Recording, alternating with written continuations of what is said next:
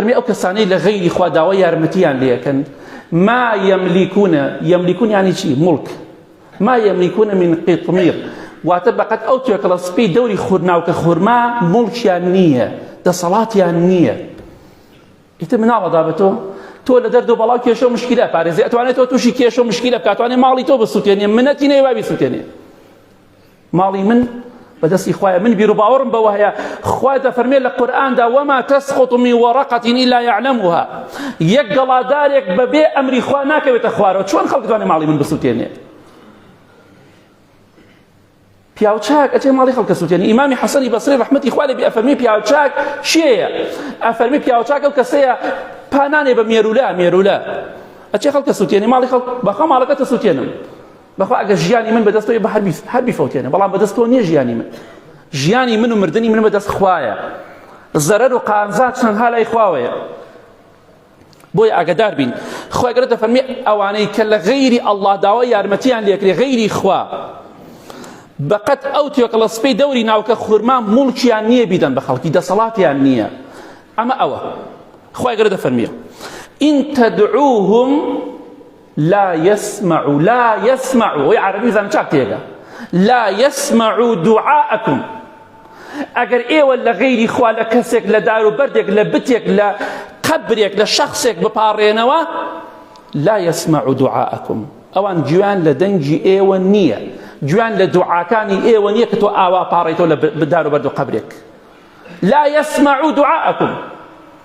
دعاكاني إيه ونابستن إيه تو چون چاكا كاتوا ولو سمعوا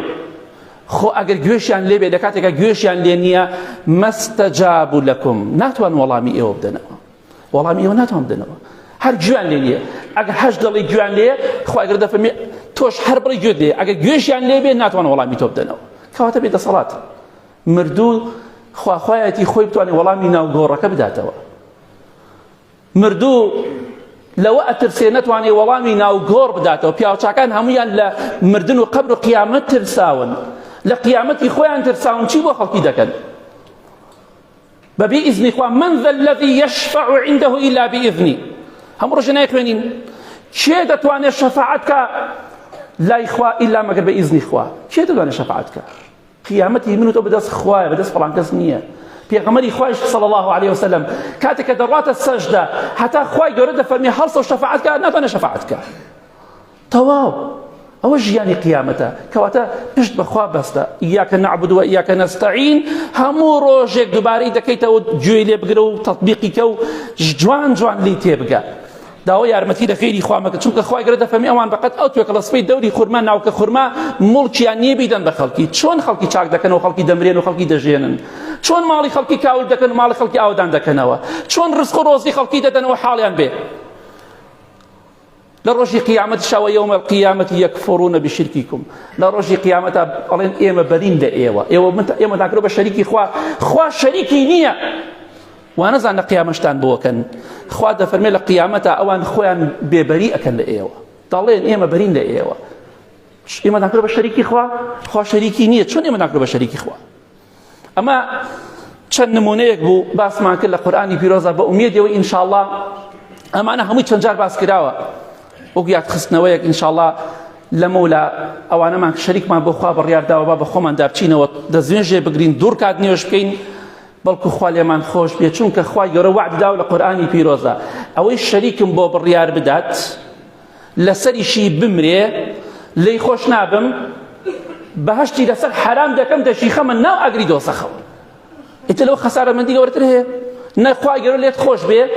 نه بشه خاطه بهشتوا بس خاطه ناو اگری دوسخی شوا شريك بخوا بريار مدو خوا بتاكو تنها ببرستا همو مروجك دلين قل هو الله أحد خوا أحد وتاكو تنها خوا أحد بيو تاكو تنها بيو يكبي بو بيكين بدو بنجا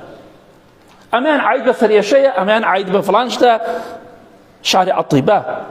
أما شعر أطيباء يا إخوة شيء إشي كمان منال بدس خوا نبيو سريشة بدس خوا نبيو ناوسك إيشة بدس خوا نبيو باداري بدس خوا نبيو فلان نخوشي بدس خوا نبي أي خوا شيء كما لسه نعوذ بالله أوانيك الصفات إخوة أويك إيشي إخوة دام أنا بدارو بردو قبر كان أما تزور ترسناك أما شريك بخابر يردانا بگەڕێرەوە بەلای خۆتەوە بۆ بکە بڵێ خوایە نەمزانی خوایە خۆت شاید بە ڕامگەیان خوایەکەن خوایە خۆت شاید بە ڕامگەیان خوایە خۆت شاید بە ڕامگەیان